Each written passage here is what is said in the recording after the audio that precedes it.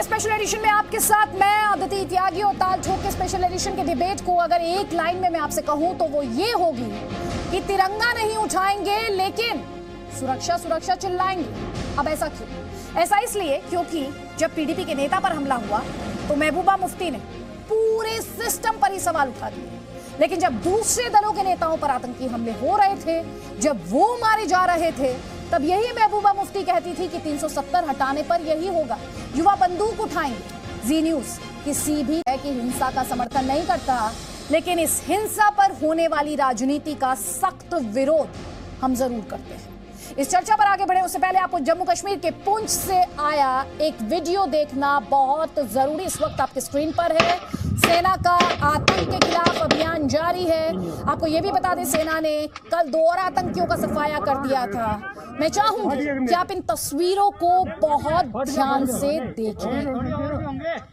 और हो गया, मैं तसल्ली होगी, मैं वही बोल रहा था। चल आराम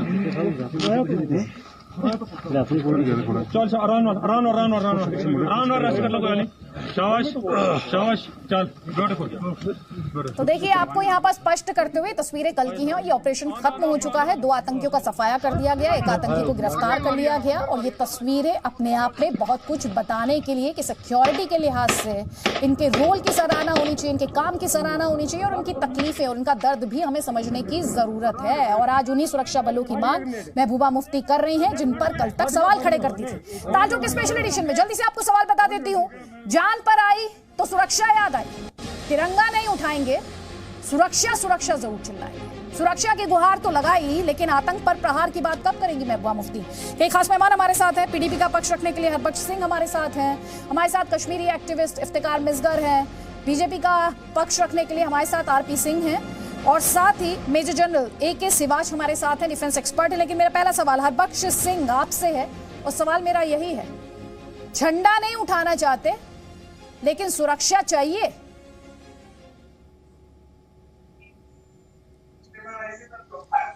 आप मुझे ये बताइए कि सबसे पहले आप लोगों को ये कंडेम करना चाहिए जो कुछ हुआ, और हमने कभी भी, चाहे वो बीजेपी का एक्टिविस्ट मारा गया, चाहे वो पीडीपी का था, और आज तक ये पहली बार नहीं हुआ कि एक पुलिसकर्मी शहीद हुआ। यहाँ 90 से आज तक ये होता आया है। और जब यह बात की जा रही है सुरक्षा मांगेंगे, हम इस मुल्क के नागरिक नहीं हैं, हमें हक नहीं है बात करने का। और जब आप बात करोगे तो बात ऐसी ही करोगे, आप अपने पे बनाई।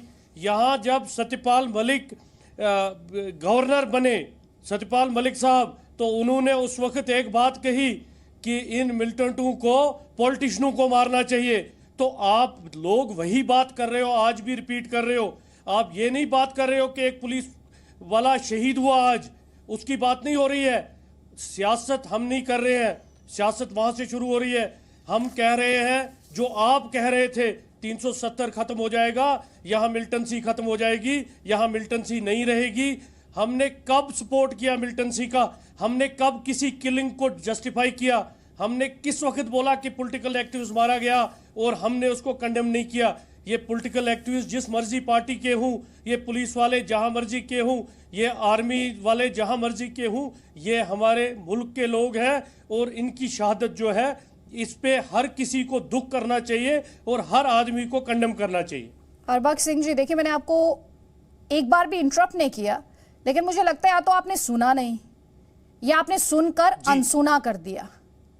मैंने जो पहली बात रखनी शुरू की उसमें साफ तौर पर कहा किसी भी हिंसा की गुंजाइश नहीं होती लोकतंत्र में, किसी भी हिंसा का जस्टिफिकेशन भी नहीं होता। सर, आपके नेता हिंसा का जस्टिफिकेशन देती आई हैं। मैं थोड़ा सा आपको पीछे ले जाऊंगी और कहूंगी, जब दूसरों की पॉलिटिकल किलिंग हो रही थी तो यही महबूबा मुफ्ती थी ना, जो कहती थी कि 370 हटाएंगे तो यही होगा, युवा बंदूक उठाएगा, उसके पास कोई और विकल्प नहीं है। आपकी याददाश्त कमजोर हो सकती है सर, लेकिन यही बातें तो महबूबा मुफ्ती द्वारा कही गई थी ना। अदिति जी, एक इंसिडेंट, अदिति जी एक इंसिडेंट बताइए जब हमने किलिंग को जस्टिफाई किया हो। मेरी पार्टी की प्रेसिडेंट साहिबा ने, हम सर, युवा बंदूक उठाएगा महबूबा मुफ्ती ने कहा था या नहीं कहा था? जस्टिफाई किया हो? नहीं, सुन लीजिए पहले आप मुझे। युवा बंदूक बिल्कुल उठाएगा। कहा था कि जो देखो मेरी बात सुनो, ये मेरी बात सुनो, अब आप अपनी लाइन पर आए। उठाने का और इनोसेंट किलिंग करने का ये दो अलग अलग बातें हैं। आप आज भी प्रिवोक करते हैं चीजों को। सर जैसे आप क्या लगा रखा है आपने सर? देखो जी, क्या लगा अपने रखा है? बनाई तो बात की, आपने कौन सर, है? आप क्या लगा रखा है आपने? आपको सुन लीजिए मेरे साथ। आपको नहीं बोल रहा है मैं सिस्टम की बात नहीं। आप या तो बात सुनिए या तो सिस्टम को जस्टिफाई नहीं कीजिए। और मैं सुन रही हूँ, पिछले 4 मिनट से आप बोल रहे हो, मैं सुन रही हूँ। 3 पैनलिस्ट और बैठे, मैंने उन्हें फ्लो नहीं दी। Don't try to dominate me and don't try to intimidate me. मैंने आपको आपकी बात रखने का पूरा मौका दिया सर। गलत बयानी के लिए प्लेटफॉर्म नहीं देती हूँ, गलत बयानी का मौका नहीं दे सकती। ठीक है, महबूबा मुफ्ती और क्या कहती है? महबूबा मुफ्ती आतंक को लेकर किस तरह से? आपको कह रहा हूँ, मैं टीवी चैनल पे भाषण दे लीजिए सर, आता हूँ। दे लीजिए भाषण। डिक्टेट मत कीजिए। नहीं, आप भाषण दे लीजिए। नहीं, आप मुझे डिक्टेट करेंगे, जिनको पैसे आप मुझे डिक्टेट करेंगे, आप मुझे डिक्टेट करेंगे, मुझे गलत बयानी करेंगे, मैं आपको लाइन पर नहीं लाऊंगी सर, ऐसा नहीं होगा। Please, I am sorry and I don't want to shout at you. Please, आपको जो करना है भागना है डिबेट से, भाग जाइए, कोई बात नहीं। कश्मीर में हिंसा रोकने के लिए पाकिस्तान से बातचीत जरूरी है, वो इन्हीं की नेता अभी हरबख्श सिंह जो बोल रहे थे, जो भी डिबेट में से उठकर चले गए क्योंकि उनके पास डिफेंस नहीं है। मैं बता देती हूं क्यों उठकर चले गए। कश्मीर में हिंसा रोकने के लिए पाकिस्तान से बातचीत जरूरी है। वो कहती हैं स्थानीय आतंकी मिट्टी के लाल हैं, जनवरी 2019 का उनका बयान है। आतंकियों से बात करके केंद्र को गन कल्चर को खत्म करना चाहिए। ये मैं उनके नेता के बयान बता रही हूं, जिसमें वो ये कह रहे हैं कि हिंसा को हम जस्टिफाई नहीं करते, हम हिंसा के साथ कभी खड़े नहीं होते, ये कह रहे हैं। लेकिन आरपी सिंह जी, सर आपकी भी तो अकाउंटेबिलिटी है ना। जो एक पॉइंट उन्होंने उठाया, सिक्योरिटी प्रोवाइड करना तो आपकी जिम्मेदारी है सर। अदिति, मैं इससे पहले कि उस पॉइंट पे हूं, मैं जरा इनको वो याद दिला दो, मार्च 2019 में मुफ्ती ने क्या कहा था? बुरहान वानी के घर जाऊंगी, बुरहान वानी के यहाँ मैं अफसोस भी कर आऊंगी, अगर मेरा बस चलता तो मैं बुरहान वानी को मरने नहीं दूंगी। और ये नहीं, वो लगातार आतंकवादी जो लोग मारे जाते रहे उनके घरों में जाती रही, उनके अफसोस करती रही। कैसी बात कर रही है? और मैं आपको एक लंबी सूची पढ़कर सुनाता हूँ। मेरे यहाँ से शेख वासिम बारी बांदीपुरा, उमर सुल्तान बांदीपुरा, शेख बशीर अहमद बांदीपुरा, ये पीएसओ नहीं है, ये मेरे पार्टी के प्रमुख ओहदेदार हैं। साजिद अहमद खंदन कुलगांव, फिदा हुसैन वाकीपुरा कुलगांव। मैं से एक पूरी सूची है मेरे पास। मेरे अभी हाल में पिछले 6 महीने में जो मेरे कार्यकर्ता शहीद हुए, उनके बारे में एक शब्द कभी नहीं निकला। अपने सिर लगे तो दुख होता है। और वो भी क्या कह रही है कि हमको सिक्योरिटी, अरे सिक्योरिटी सबको बराबर दी गई है, ये नहीं कि किसी को सिक्योरिटी कम है, किसी को ज्यादा है। और वो अभी चुनाव आयोग सिक्योरिटी दे रहा है। हमारे पास तो, हमको तो जो चुनाव आयोग जो सरकार को आदेश करा उसके अनुसार पूरी सिक्योरिटी दी जा रही है। ये सब में क्या कि चुनाव हार रही है, इसलिए कोई ना कोई नया बहाना। सर मेरा सवाल उनसे, वो क्या कर रही है उससे जुड़ा सवाल नहीं है सर। मेरा सवाल आपकी सिक्योरिटी प्रोवाइड करने किसकी जिम्मेदारी है sir? Security provide election commission, जिसके ये लिए जो अटैक हुआ है, उन्होंने एक पॉइंट उठाया सर, उस पर आपको जवाब देना पड़ेगा। उन्होंने ये कहा, आप कहते थे 370 के बाद सब कुछ सुधर जाएगा, कोई आतंकी हमला नहीं होगा, कुछ भी गलत नहीं होगा, उसी को लेकर वो सवाल पूछ रहे थे, उस पर जवाब दीजिए ना सर आप। 70 साल का जख्म आप चाहते हो कि कुल मिलाकर 7 महीने में ठीक हो जाए? ऐसा तो नहीं होगा ना। 70 साल का जख्म है, हमने उसका ऑपरेशन किया है, ऑपरेशन के बाद जो उसका पोस्ट इफेक्ट है वो आ रहा है। और ये नहीं है, आप कृपा करके चेक कर लें कि पहले कितनी आतंकी घटनाएं होती थी। मुझे बताइए, आखिरी बार आपने कब सुना वहां पत्थरबाजी हो रही है? पहले तो हर दूसरे दिन पत्थरबाजी होती थी, हर जुम्मे के जुम्मे वहां पर पाकिस्तान का झंडा लेकर चलते थे। अब कहाँ है वो सब? ये समय लगेगा। और मैं आज आपको बता रहा हूँ, मेरी बात नोट करें ना, अगला जो चुनाव होगा, इसके बाद का जो चुनाव होगा, उसमें माहौल ठीक हो जाएगा अपने आप। क्योंकि ये तो कल तक बहिष्कार करने की बात कर रहे थे, आज इनको लगा कि इनकी जमीन चले जाएगी। जमीन बचाने के लिए इस बार चुनाव लड़ रहे हैं और अब बहाने ढूंढ रहे। कोई चुनाव जीत नहीं रही है, अब बहाने ढूंढ रहे हैं, बार बार कोई ना कोई हमको कैंपेन नहीं करने दे रहे। इलेक्शन पिछले बड़ा साफ कह दिया, भाई सबको छूट है, और जितनी सिक्योरिटी हमारे कार्यकर्ताओं को मिली है उतनी सिक्योरिटी इनको मिली है, कोई कमी पेशी नहीं है। ठीक, अब दर्शकों के सामने कुछ डेटा रख देती हूँ। आरपी सिंह जी आप भी सुन लीजिएगा सर। 2018 में आतंकी घटनाओं की बात करें तो 614, 257 आतंकी मारे गए थे। जो सिविलियंस मारे गए वो 39 थे। 91 सुरक्षा बलों ने सुप्रीम सेक्रीफाइस दिया था। 2019 में 594 आतंकी घटनाएं हुई, 157 आतंकियों का सफाया किया गया, 39 नागरिकों की मौत हुई और 80 सुरक्षा बलों ने कुर्बानी दी। सर आंकड़ा आपके सामने है सर, इसलिए सवाल आपसे पूछा जाएगा और आपको सवाल का जवाब देना भी होगा। इफ्तिकार मिसगर, सर एक कमेंट ले लेती हूँ इफ्तिकार मिसगर का, उसके बाद आप अपनी बात रख लीजिएगा। इफ्तिकार मिसगर, वायलेंस में भी जब पीडीपी के नेता पर हमला हुआ तो महबूबा मुफ्ती सिस्टम पर सवाल खड़े करती हैं, लेकिन ये बीजेपी के नेताओं पर हमले, उनकी हत्या की एक लंबी चौड़ी लिस्ट है, लंबी चौड़ी लिस्ट। इस पर खामोशी कैसे साध ली जाती है? और आज भी जब मैं उनका ट्वीट पढ़ रही हूं आतंकियों को लेकर तो वो बहुत सॉफ्ट है। देखिए, इसके जवाब में तो महबूबा जी के जवाब में तो उनके स्पोक्स पर्सन यहाँ पे बैठे थे तो उन्होंने आपसे बात करी उसके बारे में। जो बात मैं रखना चाहता हूँ यहाँ पे वो ये होगी, यहाँ से स्टार्ट में करूंगा कि अगर हम यहाँ पे चलाते हैं कि अगर इस सरकार ने दिल्ली में आके चलाया कि कंड्यूसिव माहौल है इलेक्शन के लिए, कंड्यूसिव माहौल मतलब क्या एक मामूली सा जो छोटे कद का सियासतदान, क्या आप उसको भी 5-5, 10-10 पीएसओ की घेराव में रखेंगे? ऐसे कैसे पॉसिबल हो सकता है कि डेमोक्रेसी सेटअप को आप आके चलाएंगे? कंड्यूसिव माहौल बनाने के लिए इसमें दिल पे बुरा ही क्यों लेना है? जम्मू कश्मीर के मसले को आप, ये पॉलिटिकल मसला है, इसमें बात करना ये कौन सा, इसमें आप एंटी नेशनलिज्म कहां से लाते हैं? इसमें आप कैसे कश्मीरियों को हिंदुस्तान से अलग कर देते हैं? कश्मीर का मसला पॉलिटिकल मसला है और जिसमें पाकिस्तान का रोल बनता है, क्योंकि आधा कश्मीर पाकिस्तान के पास है। पाकिस्तान, हिंदुस्तान और कश्मीर को बात करनी चाहिए एक बार। इफ्तिकार मिसगर जी, पहले आप कहते हैं कंड्यूसिव माहौल बनाइए, फिर आप उसमें पाकिस्तान की एंट्री करा लेते। वैसे आपकी थोड़ा सा, आपका जो जनरल नॉलेज है सर, उसको थोड़ा सा दुरुस्त कर देती हूँ। पाकिस्तान ऑक्यूपाइड कश्मीर है, ये जो कश्मीर है ये हिंदुस्तान का अभिन्न अंग है। शायद आपको इसको लेकर क्लैरिटी नहीं है सर। कहाँ बोला कि थोड़ा सा जनरल नॉलेज को दुरुस्त कर लीजिए। आप पाकिस्तान की एंट्री क्यों करा रहे हैं? आदित्य जी, हमारी जनरल नॉलेज बिल्कुल दुरुस्त है। हमने आप थोड़ा रिवाइंड कर दीजिए, आप अपने तरीके से सुन रहे हैं, आप थोड़ा सा रिवाइंड कर दीजिए। हमने बोला पाकिस्तान के पास भी आधा कश्मीर का हिस्सा पड़ा हुआ है। देखिए मैडम, मुझे आप एक बात बताएं, यहाँ पे बीजेपी के प्रवक्ता बैठे हैं, आप मुझे बताएं जम्मू कश्मीर पुलिस को आप बलि का बकरा बना रहे हैं। Jammu Kashmir police law and order training लेके बैठे हुए हैं, उनको एंटी टेररिज्म ट्रेनिंग नहीं है। क्यों आप उनको बिठाते हैं उन पोजीशनों पे, उन पोस्टों पे, उन बंकरों पे जहां पे उनकी जाने, बेचारों की जाने सुबह से शाम तक चली जाती है? सर आप क्या करना चाह रहे हैं इफ्तिकार मिसगर? आप क्या करना चाह रहे हैं इसमें? आप इसमें क्या करना चाह रहे हैं? मैंने आपको मैं सुन रही हूँ पिछले 1.5 मिनट से। सर सुनिए मेरी बात, 1.5 मिनट से मैं सुन रही हूँ आपको सरकार से शिकायत है, आपको एडमिनिस्ट्रेशन से शिकायत है, आपको ये भी शिकायत है कि भाई जम्मू कश्मीर पुलिस के जो जवान हैं या उससे जुड़े हुए जो सुरक्षा कर्मी हैं उनको ये दिक्कत है, वो है। सर सुरक्षा बलों के साथ पूरा हिंदुस्तान खड़ा होता है, पहली बात आपको एक क्लैरिटी होनी चाहिए। लेकिन मैंने आपके इतनी देर के स्टेटमेंट में एक लाइन नहीं सुनी आतंकियों के खिलाफ। सर इसी डबल गेम की बात कर रही थी ना मैं, जब महबूबा मुफ्ती की बात कर रही थी। आप मेरे ख्याल से खुश हो जाती अगर मैं ये बोलता कि महबूब, जो आपने बोला महबूबा मुफ्ती के बारे में, आपके स्टैंड की बात कर रही हूं आतंक के खिलाफ।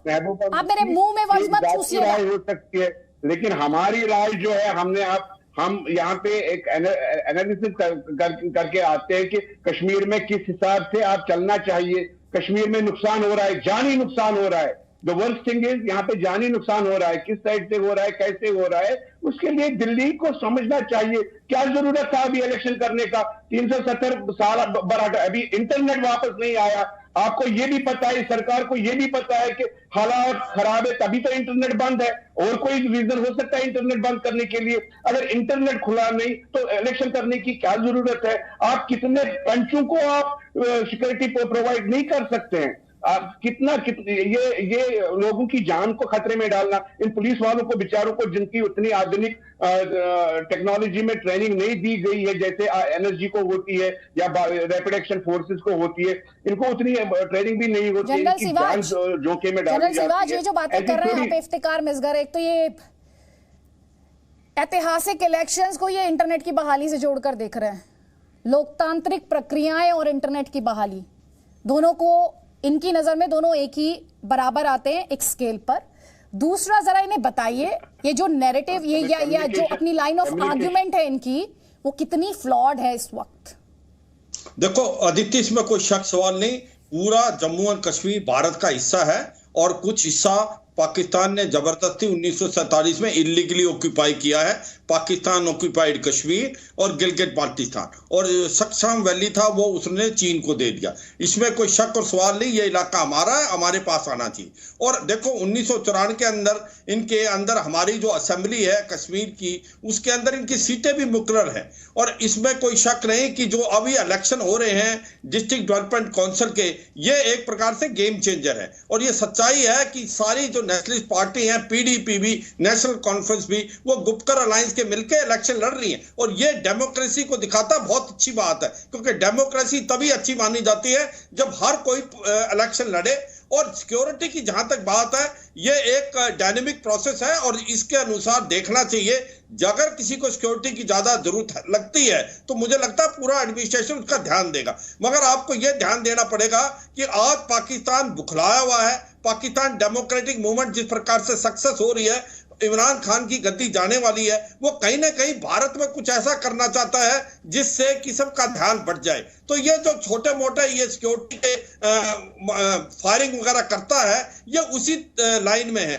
जो प्रकार से ने अभी पीडीपी के ऊपर हमला किया, वो एक प्रकार से दीवा जब बुझने वाला होता है तभी है ये, क्योंकि 150 के करीब आतंकवादी रह गए। जैसे आपने बताया 2018-19 में करीब 500 आतंकवादी मारे गए हैं। लश्कर तौबा जैसे मोहम्मद की जो लीडरशिप है वो खत्म हो गई है, और ये जो साउथ आपके कश्मीर के अंदर एक प्रकार से रेडिकलाइजेशन हो रही थी वो भी कम हुई है, और ये पत्थरबाजी बिल्कुल बंद हो गई है। हुर्रियत को जो हवाला मनी आता था आईएसआई का, वो एनआई ने चोक कर दिया है और एक डेवलपमेंट की तरफ जा रहा है। और इलेक्शन हो गए, पंचायत इलेक्शन हुए, उससे पहले अर्बन बॉडी इलेक्शन हुए, ग्रास रूट पे डेमोक्रेसी आई, और अगला स्टेप है पीडी ये जो अभी डिस्ट्रिक्ट डेवलपमेंट काउंसिल। ये जब सक्सेस हो जाएगा, मुझे लगता है 1.5-2 साल के अंदर पूरे आतंकवाद का खात्मा हो जाएगा कश्मीर घाटी के अंदर। जी इफ्तिकार मिसगर, अब बोलिए सर। उन्होंने बहुत सिलसिलेवार तरीके से बहुत डिटेल में आपके सामने तथ्य रखे हैं सर। देखिए, बिल्कुल देखिए आदित्य जी, पिछले 30 साल से हम यही आंकड़े गिनते आए। पिछले 30 साल से हमने यही बोला कि हमारा जो भी सरकारें आई दिल्ली से, उन्होंने यही वहां से आवाजें बुलंद करी कि फिगर्स डाउन हो गए, आगे जाके कुछ नहीं होगा। जहां तक पत्थरों का सवाल है, हमें क्या भरोसा वो भारतीय जनता पार्टी करवाती थी, क्योंकि उसी पे तो इनका कंट्रोल हो गया, बाकी किसी चीज पे कंट्रोल नहीं हुआ। भारतीय जनता पार्टी ने पीडीपी के साथ मिलकर तब सरकार यहाँ पे करी। हम ये शक शोभा क्यों नहीं करेंगे कि पत्थरबाजी भी इन्हीं के द्वारा होती थी। देखिए, जहां तक जम्मू कश्मीर के मसले का हल है, पॉलिटिकल मसला, जब तक आप मुझे बताएं किस और स्टेट में आप सरपंच को सिक्योरिटी देते हैं, किस और स्टेट में आप मामूली से मामूली पॉलिटिकल वर्कर वो भी सिक्योरिटी मांग रहा है। कहां से लाएगा देश इतनी सिक्योरिटी? कहां कर सकते हैं आप प्रोवाइड? नहीं दे सकते हैं आप जो ग्रास रूट लेवल की बात करें, ग्रास रूट लेवल में आप मुझे बताएं सर, ये कंड्यूसिव माहौल नहीं था। आपने अभी बोला कि डेमोक्रेसी, सियासत, इलेक्शन डेमोक्रेटिक नेटवर्क है, लेकिन इंटरनेट नहीं है। Internet communication. एक सेकंड आप समझिए इफ्तिकार मिसगर जी, आप मुझे 3 पॉइंट पे बताइए। सुनिए मेरी बात सर, ये भाषण आपने पहले भी दिया था, मैंने सुन लिया था। सुनिए, आप मुझे 3 पॉइंट पे बताइए, आप 3 पॉइंट पे बताइए मुझे कि क्या किया जाना चाहिए। 3 पॉइंट में आप कह रहे हैं इलेक्शन नहीं होने चाहिए, आपने ये बात बोल दी। आप बताइए 3 पॉइंट में सर, 20 सेकंड है आपके पास, 3 पॉइंट में क्या किया जाना चाहिए आपके हिसाब से, क्या सोल्यूशन है? आदित्य जी, तब तक यहाँ पे मैं एक ही पॉइंट में बता दूंगा, तब तक यहाँ पे हर एक एक्सरसाइज फुटाइल है जब तक आप जम्मू कश्मीर के लोगों को कॉन्फिडेंस में नहीं लेंगे, उनके साथ बात नहीं करेंगे। उसमें चाहे जो फिका जेलों में बंद है, जो फिका जिनको आप हुर्रियत कहते हैं, जब वो भी कश्मीरी लोग हैं ना। इफ्तिकार मिसगर, सुन लीजिए मेरी बात सर, एक सवाल है। नहीं आप पॉइंट बात करेंगे सर, ऐसे कुछ भी नहीं बोलेंगे। आप ये बताइए, जो अभी डीडीसी के इलेक्शंस चल रहे हैं, ये जो 50% से ज्यादा वोटिंग हो रही है, वो लोग आपके हिसाब से कश्मीरी नहीं है? वो जम्मू कश्मीर की आवाम नहीं है आपके हिसाब से? इनके हिसाब से जो पाकिस्तान के हिसाब से बोले वो कश्मीरी है, जो जिनको पाकिस्तान पैसा दे वो कश्मीरी है। सुन लीजिए, आपने सवाल मुझसे किया तो सुन लीजिए सर, 2 लाइन में जवाब दीजिए ना। आपके हिसाब से वो जम्मू कश्मीर की आवाम है या नहीं है? छोटे छोटे मोहल्लों में हो रहे हैं, जहाँ की पॉपुलेशन जहाँ का वोट ज्यादा से ज्यादा 5,000 है, और 5,000 वोटों में से अगर 50% वोट पॉल होते, जबकि जितने भी जोकर्स आ गए हैं आज की डेट में इलेक्शन में, हंसी मजाक जितना चल रहा है, आज सोशल मीडिया पे देख लीजिए कैसे कैंडिडेट्स आ रहे हैं, कौन से लोग आ रहे हैं इनमें। अब अगर आपको किस पे भरोसा है सर? आपको लोकतांत्रिक व्यवस्था पे भरोसा नहीं है, आपको सरकार पे भरोसा नहीं है, आपको एडमिनिस्ट्रेशन पर भरोसा नहीं है, आपको जनता पर भी भरोसा नहीं है, आपको जनता पर भी भरोसा नहीं है। आपको पता है आप जनता का अपमान कर रहे हैं, आप जम्मू कश्मीर की आवाम का अपमान कर रहे हैं। आप कह रहे जोकर्स आ गए, जोकर्स आ गए सर, कुछ भी बोलते हैं, कुछ भी बोलते हैं।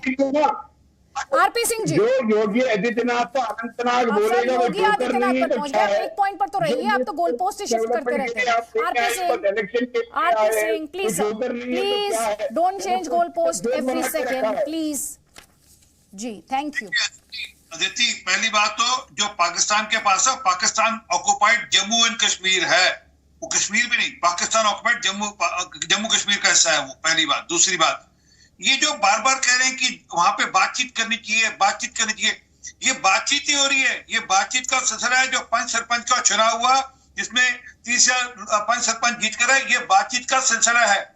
ये जो आज चुनाव हो रहा है डीडीसी का, ये बातचीत का सिलसिला है। आपने इतने साल बातचीत करी नहीं, आपने तो अपने गुर्गे सर कर दिया पाकिस्तान के, उनसे बातचीत होती रही, वो बातचीत मानते थे। हम कहते हैं वहां की आवाम से बातचीत करनी है हमने, और वहां की नहीं होनी चाहिए बातचीत, सीधा बात।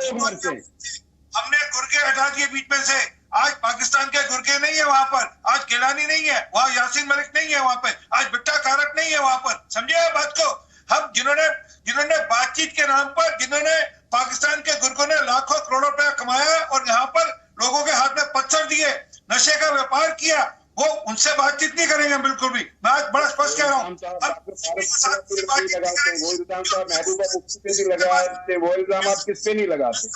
बेशक जो हुर्रियत के लोग हो, किसी से बातचीत होगी सीधा आवाम से, और ये आवाम से बातचीत हो रही है, जमहूरियत के थ्रू बातचीत हो रही है। और ये आपको जोकर लग रही है, आपको जो चुनाव लड़ रहे हैं जोकर लग रहे हैं, वो जब अगली बार आपको जवाब देंगे तो पता लग जाएगा आपको। आप इसका तो ये मान लो कि पीडीपी ने जोकर खड़े किए, एनसी ने जोकर खड़े किए। असल में सच ये है कि आपके लोगों की जमीन सरक चुकी है, वहां पे एक नई लीडरशिप खड़ी होगी है जो आपके नेताओं को चैलेंज कर रही है। आज वहां डेनिसिस को चैलेंज करने के लिए नई लीडरशिप खड़ी हो रही है। अब एक डेटा अपने दर्शकों के सामने रखना चाहती हूँ, और इफ्तिकार मिसगर में इस पे आपका कॉमेंट चाहूंगी। अगर हम पर एनम जीडीपी का पर एनम पर कैपिटा की बात करें, तो जब जम्मू कश्मीर के लोगों की बात होती है तो ये होता है 92,347 रुपए, यानी 250 रुपए प्रतिदिन। वही इसको अगर कंपैरिजन किया जाए हिंदुस्तान की average per annum per capita के साथ, तो वो है 1,26,000। अगर मैं पर कैपिटा के लिहाज से जम्मू कश्मीर की बात करूं तो 30 में से 26वें नंबर पर आता है सर, 30 में से 26वें नंबर पर। यही काम किया है सरकारों ने, यही इस्तेमाल हुआ है उन हजारों करोड़ के स्पेशल पैकेजेस का। अभी आप बोल रहे थे आपने कश्मीर की आवाम को छोटा कर दिया क्योंकि वो वोट डालने निकल रही है। आपकी लाइन ऑफ आइडियोलॉजी से इत्तेफाक नहीं रखती है, आपकी लाइन ऑफ थिंकिंग से इत्तेफाक नहीं रखती है। Please let me conclude my question sir, please. क्या मैं ऐसा समझूं? Let me sum up my question. फिर हमने 1947 में गलती करी, हिंदुस्तान के साथ हाथ मिला के जितनी भी सियासतें आ गई वो तो दिल्ली से ही आ गई ना। सर आप कहाँ चले गए? आप क्या कह रहे हैं मुझसे? हमने तो यहाँ पे नहीं बनाए। 2 महीना 13 में वो महाराजा हरि सिंह ने साइन किया था, आप 2 महीना 13 में उसमें आप समझे नहीं। आप मत बताइए गलती पर हकीकत बताइए। लंदन बनाए, लंदन में बनाए, वहां पे कितनी हजारों करोड़ में किसी ये फर्क आपके बच्चे बनाया आपने, ये फर्क। जम्मू कश्मीर के वही तो रिप्रेजेंट करते थे जम्मू कश्मीर के लोगों को, वही तो रिप्रेजेंट करते थे sentiments of the people of Jammu and Kashmir. 3 में 13 में कहां से आ गए लोग? फिर आप 125 करोड़ लोगों की बात क्यों करते हैं? जब आप कश्मीर को 3 और 13 में नहीं जोड़ते तो 125 करोड़ हिंदुस्तान की बात आप क्यों करते हैं? वहां पर इनोसेंट कश्मीरी पंडितों को मारा, इनोसेंट कश्मीरियों को मारा आपने। यहाँ पर कहाँ किसको रिप्रेजेंट करते थे? गिलानी किसको रिप्रेजेंट करता है? यासीन मलिक किसको रिप्रेजेंट करता है? बिट्टा कारक किसको रिप्रेजेंट करता है? बंदूक को रिप्रेजेंट करते हैं, गोलियों को रिप्रेजेंट करते हैं, और मुफ्ती उनकी सिंपैथाइजर है। हमारा शिकवा यही है कि जो लोग डेमोक्रेटिक प्रोसेस से आते हैं वो भी उनके हिमायती बनते हैं। उनको तो आप बंद रखते हैं। 6 महीने आपने उमर अब्दुल्ला को बंद रखा, महबूबा मुफ्ती को बंद रखा, फारूक अब्दुल्ला को बंद रखा, ये चीज लगाए मेन स्ट्रीम पॉलिटिशियंस पे। क्या बात कर रहे हैं आप? जिनको डेमोक्रेसी पे भरोसा है, ये बताइए अभी चुनाव कौन लड़ रहा है? जिंदा है यहाँ पे। अभी कौन गली गली घूम रहा है? आपने तो रोशनी एक्ट निकाला, फिर जब आपके लोग उसमें आ गए तो रोशनी एक्ट से भी हट गए आप। आप क्या बुला रहे हो? आपकी कितनी जमीन है रोशनी एक्ट में जो आपने हड़पी है लोगों की? मिसगर, आरपी सिंह, जनरल सिवाच, आप सभी का बहुत बहुत शुक्रिया। लेकिन बहस आज के जम्मू कश्मीर में जिस तरह की सियासत हो रही है और जिस तरह से लोकल बॉडीज के लिए इलेक्शन हो रहे हैं, उस बहस को 1947 अतीत में ले जाकर मौजूदा हालात से डिस्ट्रैक्ट करने की कोशिश अक्सर वो पैनलिस्ट करते हैं जिनके पास सवालों के जवाब नहीं होते हैं। वही हरबख्श सिंह के साथ हुआ, जब उन्हें सच का आईना दिखाना शुरू किया तो वो इस डिबेट से चले गए। वही काम इफ्तिकार मिसगढ़ ने भी करना शुरू कर दिया। लेकिन आपको ये सोचने की जरूरत है कि इतने सालों में, 70 सालों में जम्मू कश्मीर में विकास क्यों नहीं हो पाया? पावर 2 फैमिलीज के हाथ में सिमट कर क्यों रह गई और एक आम कश्मीरी विकास से वंचित क्यों रह गया? Presenting B News app available on Google Play and App Store. Download it now.